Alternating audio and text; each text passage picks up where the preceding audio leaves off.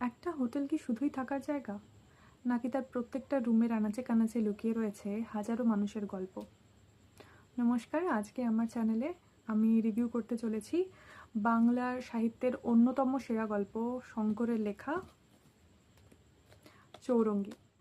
চৌরঙ্গী বইটার সাথে তো মনে হয় আপনারা কম বেশি সবাই ভালো মতোই পরিচিত, কারণ উত্তম কুমারের অন্যতম পপুলার সিনেমার মধ্যে চৌরঙ্গী একটা সিনেমা, যেটা এই গল্প থেকেই অনুপ্রাণিত হয়ে করা। এছাড়াও শাহজাহান রেজেন্সি নামে রিসেন্টলি একটা মুভি অ্যাডাপশন করা হয়েছে এই গল্পটার বেসিসে। তো এই চৌরঙ্গী গল্পটা পড়ার আমার অনেক দিনই ইচ্ছে ছিল। আমি প্রথম এই গল্পটা ব্যাপারে জানতে পারি উত্তম কুমারের সিনেমাটা দেখে। ওখানে স্যাটা বসের চরিত্র আমার খুবই ভালো লেগে যায়, আর আমার মনে হয় যে আমি এই ক্যারেক্টারের ব্যাপারে, এই চরিত্রের ব্যাপারে আরও বেশি জানতে চাই, এই গল্পটার ব্যাপারে আরও বেশি জানতে চাই। কারণ যখনই কোনো মুভি বই থেকে অ্যাডাপ্ট করা হয়, তো সেই গল্পের গভীরতা অনেকটাই কমে যায়, কারণ একটা মোটা 500-600 পাতার বই, সেখান থেকে গল্প একটা 2 ঘন্টার মধ্যে দেখানো খুবই ডিফিকাল্ট।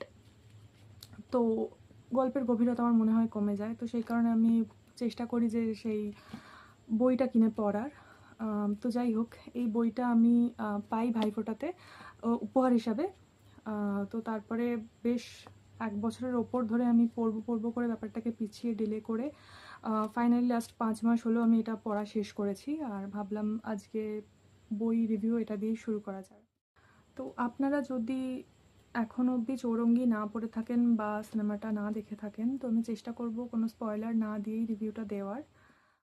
তো চৌরঙ্গী গল্পটা হলো কলকাতার এক নামকরা হোটেলের ব্যাপারে, এবং সেই হোটেলের কর্মচারী এবং সেখানকার সকল অতিথিবৃন্দ, তাদের জীবনযাত্রা, তাদের উচ্চাকাঙ্ক্ষা, তাদের স্বপ্ন, তাদের জীবনের হতাশা, তাদের জীবনের না পাওয়া সমস্ত দুঃখ, সুখ, আনন্দ, অনুভূতি সব কিছু নিয়ে এই গল্পটা লেখা হয়েছে। এই গল্পটার সবথেকে ভালো দিক, বা যেটা আমার সবথেকে ভালো লেগেছে, যেটা খুবই একটা চরিত্রভিত্তিক গল্প। মানে এই গল্পের মূল কেন্দ্রবিন্দু হচ্ছে প্রত্যেকটা চরিত্রকে জানা। আর এত সুন্দর করে শঙ্কর এই প্রত্যেকটা চরিত্রকে বুঝিয়েছেন বা লিখেছেন এই গল্পের মধ্যে, যে আপনার মনে হবে যে আপনি কাউকে না কাউকে চেনেন। আপনার চেনা জানা লোক বা আশেপাশের লোকেদের মধ্যেই কারোর না কারোর মিল হয়তো এই চরিত্রগুলোর মধ্যেই, পাতার মধ্যে খুঁজে পেতে পারেন। এই গল্পের মাধ্যমে পুরনো কলকাতার চিত্রকেও শঙ্কর খুব সুন্দরভাবে ফুটিয়ে তুলেছেন। তখনকার কলকাতার সমাজকে জানতে হলে, মানুষদের জানতে হলে, জীবনযাত্রা ধরন জানতে হলে, নিয়মরীতি জানতে হলে এই গল্পটি অবশ্যই পড়তে ভালো লাগবে। তবে এই গল্পের ড্রব্যাক একটাই বলবো, যে এখনকার দিনের অডিয়েন্সরা হয়তো, বা এখনকার বলাটা হয়তো ঠিক হবে না, যে সমস্ত অডিয়েন্সরা বা রিডাররা ধীর গতির বই পড়তে পছন্দ করে না, তারা হয়তো চৌরঙ্গীকে খুব বেশি ভালোবাসবে না। এক একটা চরিত্রের জীবনী বা তাদের অতীত বর্ণনা করতে গিয়ে বেশ কিছুটা ড্র্যাগ করা হয়েছে গল্পগুলোকে, আর সেইগুলো পড়তে গিয়ে অনেক দীর্ঘ বলে মনে হতে পারে। ফার্স্ট রিড, কোনো ক্লাইম্যাক্স এই সমস্ত আশা করলে এই বইটা হয়তো নিরাশ করবে। বাট আপনি যদি বাস্তবধর্মী চরিত্র নির্ভর গল্প পড়তে চান, পুরনো কলকাতাকে জানতে চান, তাহলে চৌরঙ্গী একটি খুব সুন্দর গল্প।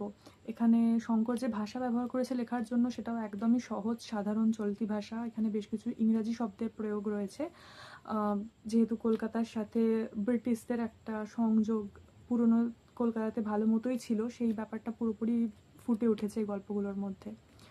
ওভারঅল আমি এই গল্পের বইটাকে 5-এ 4.8 রেটিং দেব। আর আপনি যদি মোটামুটি একটু স্লো রিড বাট ইন্টারেস্টিং অবশ্যই, এবং চরিত্র নির্ভর গল্প পড়তে চান, তাহলে চৌরঙ্গীকে অবশ্যই একটা সুযোগ দিয়ে দেখতে পারেন। এই বইটা দেশ পাবলিশার্স থেকে প্রিন্ট করা, আর যখন কেনা হয়েছিল প্রায় 1 বছর আগে, তো তখন এটার দাম ছিল 400 টাকা। তো আমি এখন কত এটার মূল্য আমি ঠিক জানি না, বাট 500-র মধ্যেই হবে, তার বেশি হওয়ার কথা নয়। অ্যামাজনে বইটা পেয়ে যাবেন ইজিলি। তো এটাই আমার বুক রিভিউর প্রথম বই যেটা আমি রিভিউ করলাম। আশা করছি ভালো লাগলো। যদি কোনো ভুল ত্রুটি থাকে তো অবশ্যই সাজেশনে জানাবেন। আর যদি চৌরঙ্গী পড়ে থাকেন, আমাকে অবশ্যই কমেন্টে জানান আপনার প্রিয় চরিত্র কে ছিল, কেন তাকে ভালো লাগে। Thank you.